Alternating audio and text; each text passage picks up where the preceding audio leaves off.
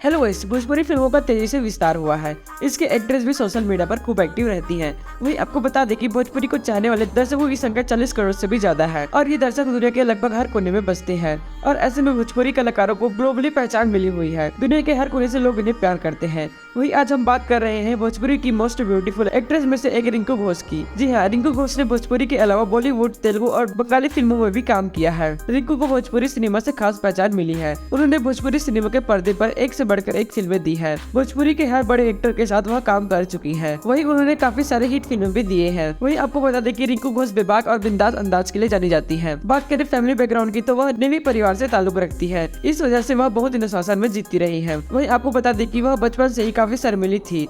रिंकू घोष की माने तो बचपन से ही उनके अंदर एक्टिंग की ललक थी और वह लोगों की खूब नकल करती थी। उनका लगाव बचपन से नृत्य के प्रति रहा है और उन्हें माँ और मौसी से इसकी प्रेरणा मिली है। रिंकू घोष ने एक्टिंग की शुरुआत विज्ञापन से की और फिर साउथ की फिल्मों से होते हुए हिंदी सिनेमा के पर्दे तक पहुंची। रिंकू को हिंदी फिल्मों में काम करते हुए भोजपुरी डायरेक्टर ने देखा तो उन्होंने भोजपुरी फिल्मों में काम करने के लिए ऑफर दिया था, लेकिन उन्होंने इस ऑफर को पहले ठुकरा दिया। पर फिर फिल्म की कहानी सुनने के बाद वह इसमें काम करने को तैयार हो गई।